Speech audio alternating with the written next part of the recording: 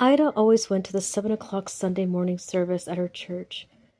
Usually she heard the clanging of the church bells while she was eating breakfast, but this morning she heard them while she was still in bed. That means I'm late, she thought. Ida jumped out of bed, quickly dressed and left without eating or looking at the clock. It was still dark outside, but it was usually dark at this time of the year. Ida was the only one on the street. The only sound she heard were the clatter of her shoes on the pavement. Everybody must be already in the church, she thought. Ida took a shortcut through the cemetery. Then she quietly slipped into the church and found a seat. The service had already begun. When she caught her breath, Ida looked around.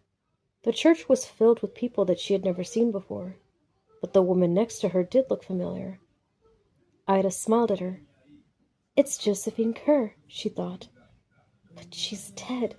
She died a month ago. Suddenly, Ida felt uneasy. She looked around again. As her eyes began to adjust to the dim light, Ida saw some skeletons in suits and dresses. This is a service for the dead, Ida thought. Everyone here is dead except for me.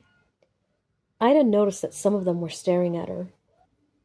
They looked angry, as if she had no business there.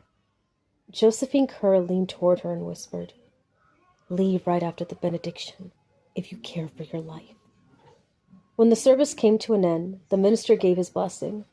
The Lord bless you and keep you, he said. The Lord makes his face to shine upon you. Ida grabbed her coat and walked quickly towards the door. When she heard footsteps behind her, she glanced back. Several of the dead were coming towards her. Others were getting up to join them. The Lord lift up his countenance to you, the minister went on. Ida was so frightened she began to run.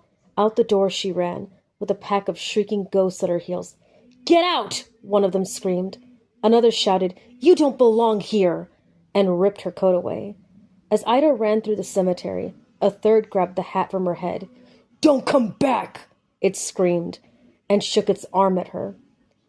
By the time Ida reached the street, the sun was rising, and the dead had disappeared. Did this really happen? Ida asked herself. Or have I been dreaming? That afternoon, one of Ida's friends brought over her coat and hat, or what was left of them. They had been found in the cemetery, torn to shreds.